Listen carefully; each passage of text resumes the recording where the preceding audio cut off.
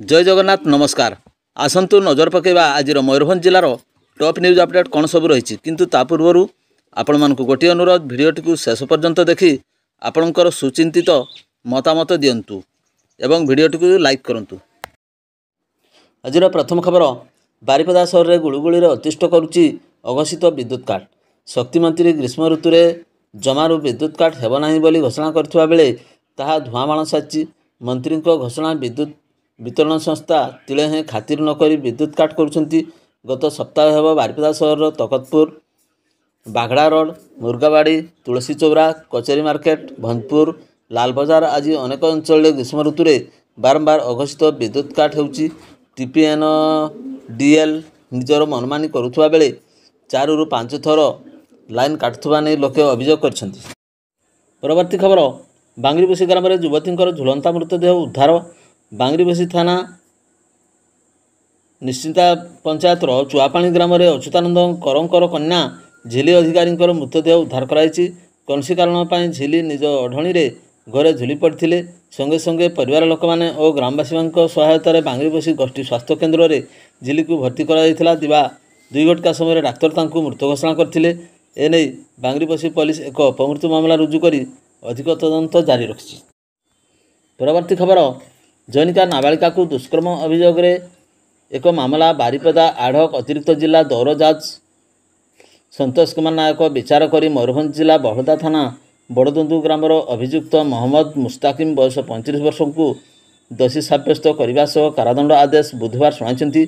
दोषी साब्यस्त अभियुक्त को शिशु यौन अपराध सुरक्षा आईन 6 धारा 20 वर्ष सश्रम कारादंड सह 10,000 टंका जरिमाना कराई।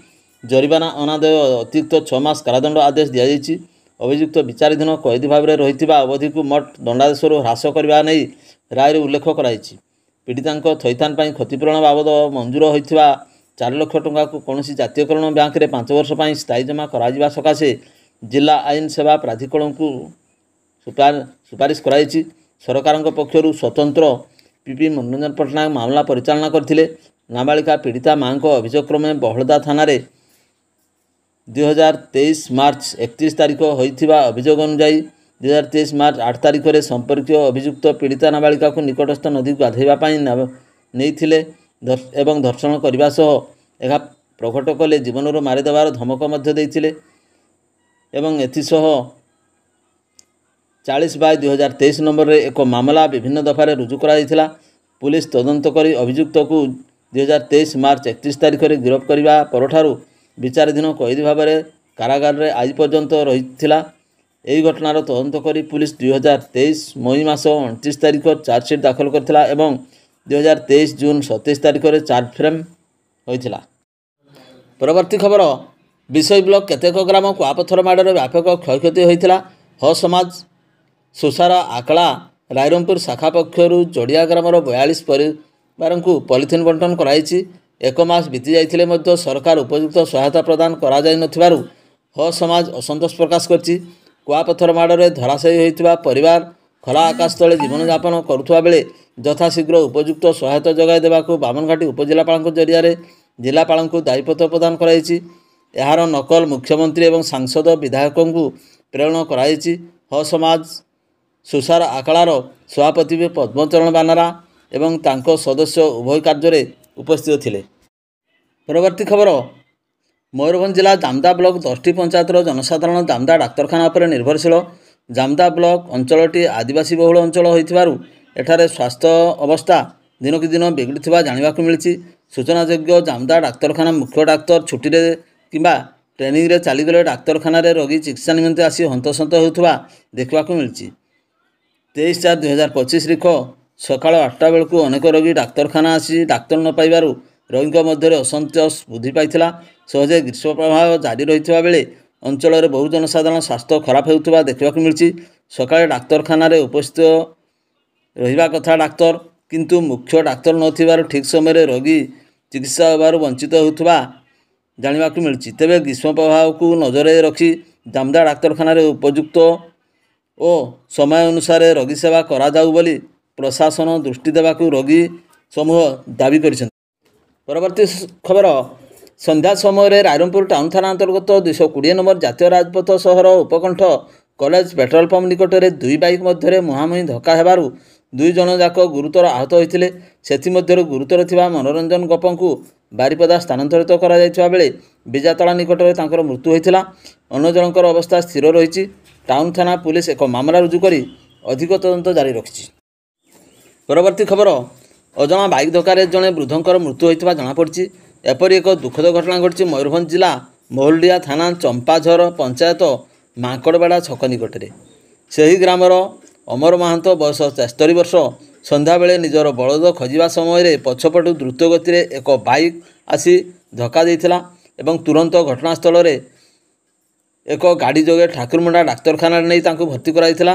ତେବେ ଚିକିତ୍ସାଧୀନ ଅବସ୍ଥାରେ ତାଙ୍କର ରାତି 8:40 ସମୟରେ ତାଙ୍କର ମୃତ୍ୟୁ ଘଟିଥିଲା। ଦୁର୍ଘଟଣା ପରେ ସେଠାରୁ ବାଇକ୍ ଚାଳକ ଫେରାର ହୋଇଯାଇଥିବା ଜଣାପଡ଼ିଛି।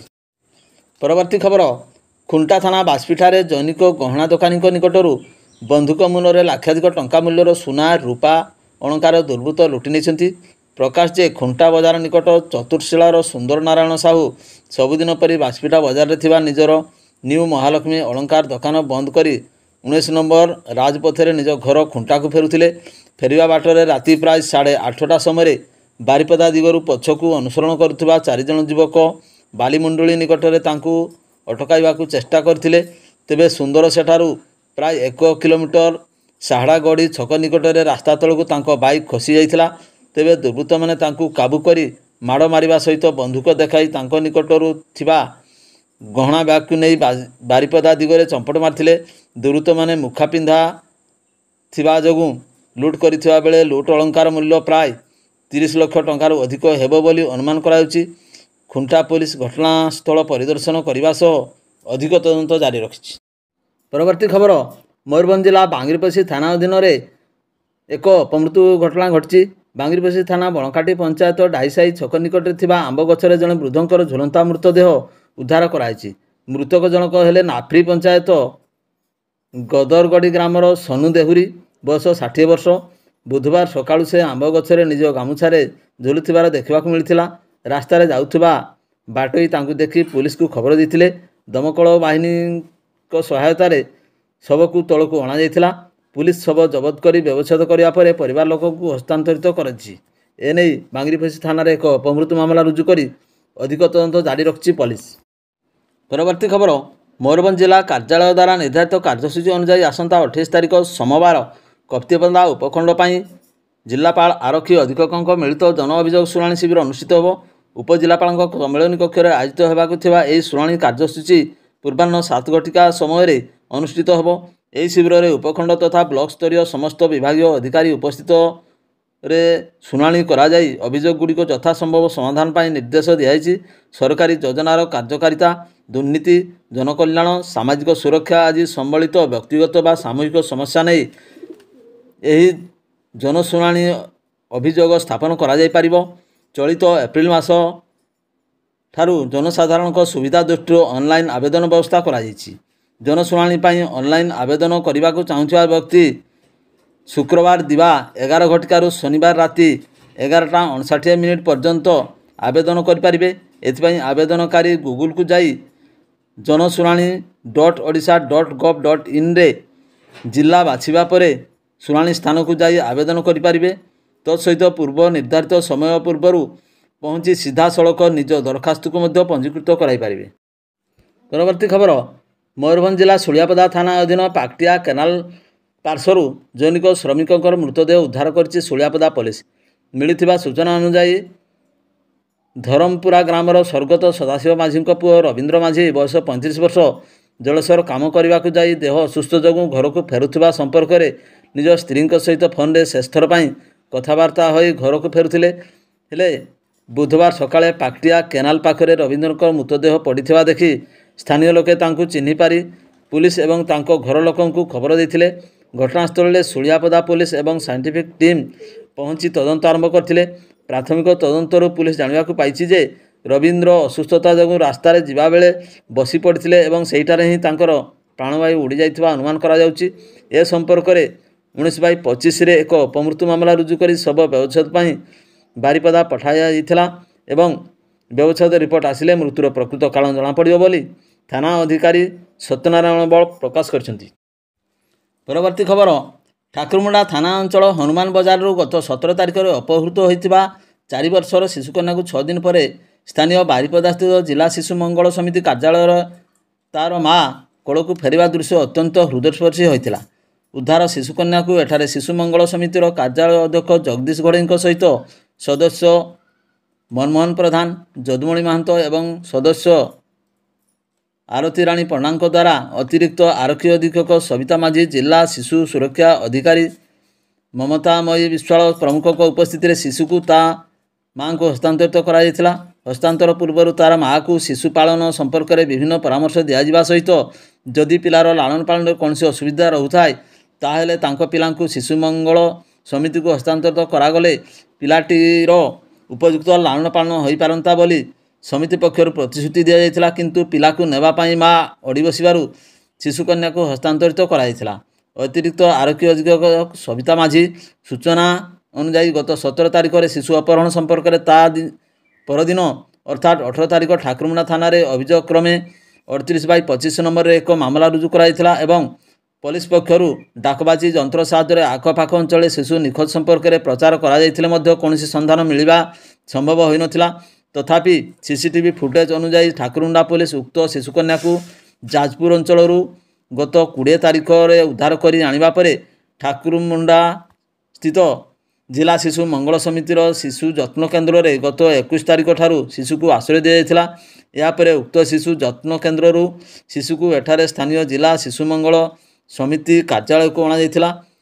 ଏହି ଘଟଣାରେ ଗିରଫ 2 ଜଣ ଅଭିଯୁକ୍ତଙ୍କୁ ଲିପୁ ନାୟକ ଏବଂ ନିରଞ୍ଜନ ରାଉତଙ୍କୁ ପୁଲିସ ସ୍ଥାନୀୟ ବାରିପଦା ସ୍ଥିତ ବିଚାର ବିଭାଗ ହାଜତକୁ ପଠାଇ ଦିଆଯାଇଛି।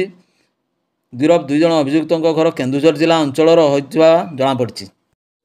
ପରବର୍ତ୍ତୀ ଖବର, ଠାକୁରମୁଣ୍ଡା ଅବକାରୀ ଥାନା ପୁଲିସ ବୁଧବାର ସକାଳେ ଠାକୁରମୁଣ୍ଡା ବ୍ଲକର ବିଭିନ୍ନ ସ୍ଥାନରେ ଚଢ଼ାଉ କରି ଚୋରାରେ ମହୁଲି ମଦ ବିକ୍ରି କରୁଥିବା 4 ଜଣ ଅଭିଯୁକ୍ତଙ୍କୁ ଚଢ଼ାଉ କରି ଧରିଛନ୍ତି। ସେମାନଙ୍କ ନିକଟରୁ 72 ଲିଟର ମହୁଲି ମଦ ଜବତ କରି ତାଙ୍କ ନାମରେ ଥାନାରେ ମାମଲା ରୁଜୁ କରାଯାଇ କୋର୍ଟ ଚାଲାଣ କରାଯାଇଥିବା ଜଣାପଡ଼ିଛି। ଠାକୁରମୁଣ୍ଡା ଗ୍ରାମର ରଞ୍ଜନ ଦେହୁରୀ 31 ବର୍ଷଙ୍କ ନିକଟରୁ 30 ଲିଟର ମହୁଲି ମଦକୁ ଜବତ କରି କେସ୍ ନମ୍ବର 11 ଅନୁଯାୟୀ ମାମଲା ରୁଜୁ କରିଛି ଅବକାରୀ ବିଭାଗ। ସେହିପରି ହାତୀଗଡ଼ା ପଞ୍ଚାୟତର ଅନ୍ତର୍ଗତ ଆସନକୁଦର ଗ୍ରାମର ଚଢ଼ାଉ କରି ଜିତରାୟ ମୁର୍ମୁଙ୍କ ନିକଟରୁ 17 ଲିଟର ମହୁଲି ମଦ ଜବତ କରି କେସ୍ ନମ୍ବର 12 ଅନୁଯାୟୀ ମାମଲା ରୁଜୁ କରିଛି। ସେହିପରି ଖଣ୍ଡବିନ୍ଦ ପଞ୍ଚାୟତ ଅନ୍ତର୍ଗତ ରାଇପଦ ଗ୍ରାମର ଜବା ମୁର୍ମୁଙ୍କ ନିକଟରୁ 15 ଲିଟର ମଦ, ସେହି ଗ୍ରାମର ସାନ ଭୁଞ୍ଜୁ ମାଝୀଙ୍କ ନିକଟରୁ 10 ଲିଟର ମହୁଲି ମଦ ଜବତ କରି ମାମଲା ରୁଜୁ କରି କୋର୍ଟ ଚାଲାଣ କରିଛି। ଭିଡ଼ିଓଟିକୁ ଶେଷ ପର୍ଯ୍ୟନ୍ତ ଦେଖିଥିବାରୁ ଆପଣଙ୍କୁ ଅଶେଷ ଧନ୍ୟବାଦ।